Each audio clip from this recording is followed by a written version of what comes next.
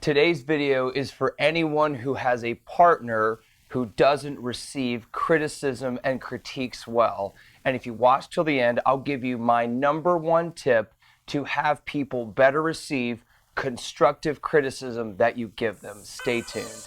I'm Christopher Gill, and I've spent time thinking about relationships, studying them. I want to be your best friend, your brother, your daddy, and I hope that we can continue growing and talking about anything. Let's dive in. So I want you to imagine a scenario with me that I'm sure you've never had, but has somehow been a regular thing in relationships of mine. I've been going along and been happy, and then my partner has done something that really ticks me off. They're just thoughtless, they're mean, they don't care, and I get mad, right? And I feel this anger coming into me. And so, of course, I have to address it. I'll be driving along, or we'll be cooking in the kitchen, or we'll be walking, and I'll be like, hey, so-and-so, you're being a total, insert your favorite expletive there, quit it, or further expletive or threat or other way to cajole them to try to get back in line. And so how does your partner respond? Well, mine, of course, is like, oh my gosh, I can't believe I was being such a blank. Let me fix that immediately. Christopher, thank you for bringing this to me. Of course, I'm totally joking.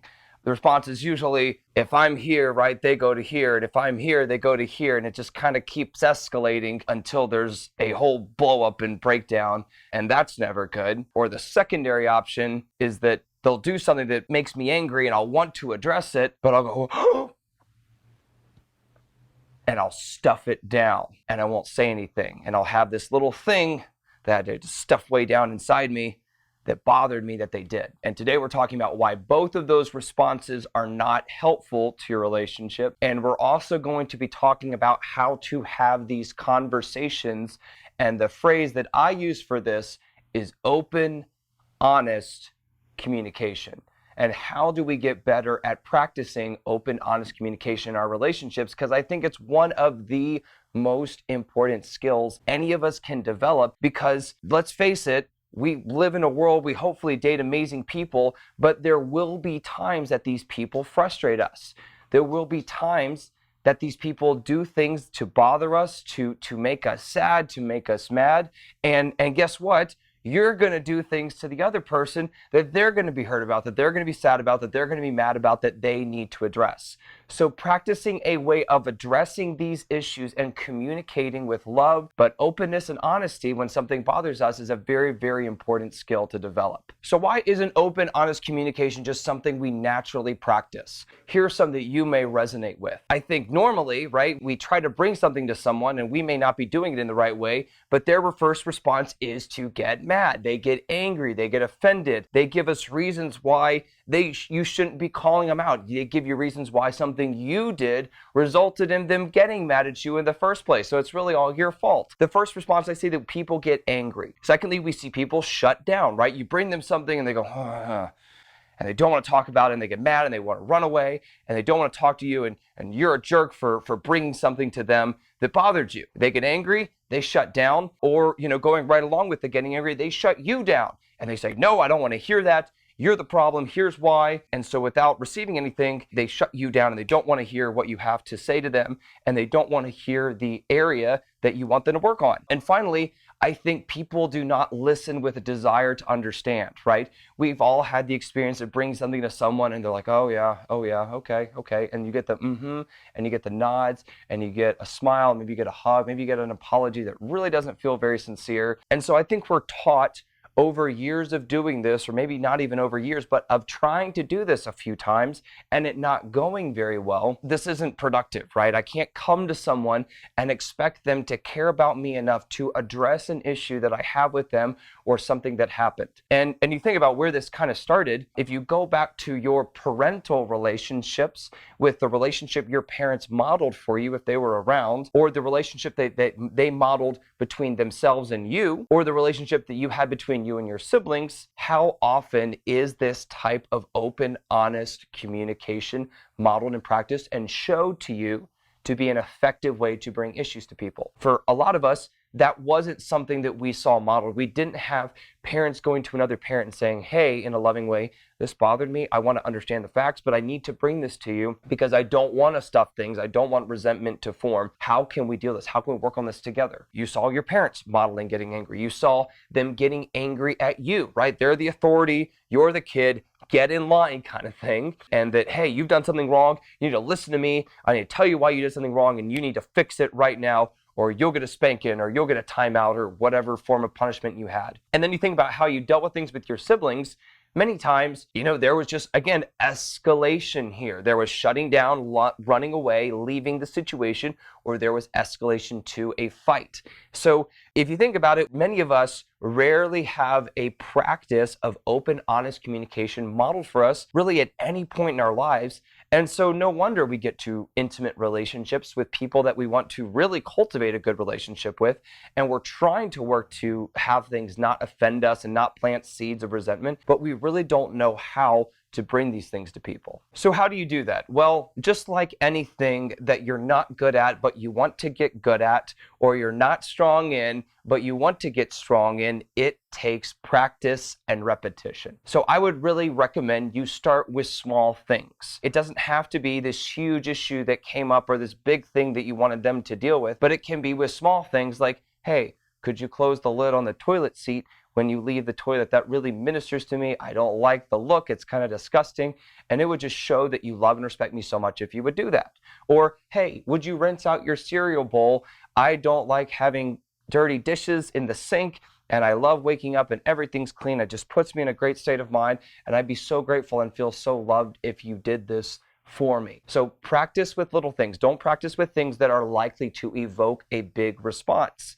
And once you've practiced them, and hopefully you've been able to get good at both expressing and receiving open, honest communication, and then taking steps to fix those behaviors, then you'll begin to have a practice, right? That open, honest communication muscle will begin to get stronger, and you will be able to do that with larger and larger things, and you'll be able to pull yourself out of the emotional state of wanting to whiplash reaction and express your anger and express your frustration, and you will be able to express this in an open, honest, loving way. I also think for both parties, but especially when you're receiving open, honest communication, you need to work to leave all emotions except I love you and I'm on your team and I want to figure out a way forward at the door. Right? You don't need to be right. You don't need to prove to them why they're wrong. You don't need to prove to them why they're really the reason that you had this response in the first place. Your job, your goal is to receive, and to receive that with love. Another thing I think that you can do is you can almost make it a game, right? This doesn't have to always be super serious and like, let's sit down and let's get frustrated and let's deal with this frustration that happened. You can almost jokingly or in a fun way call them out on things. If they are practicing receiving that well, they can receive that in a fun and loving way and still have the affected change, the desired change, but it doesn't have to be all this anger and frustration. It can be, honey, you're really bothering me in this thing and I really need us to work on it. But again, it's almost a game. It's almost fun, but you know that there is a very serious prize to win at the end because you're staying closer to this person. You're staying open. You're staying honest. You're keeping short accounts and you're not having to stuff things down.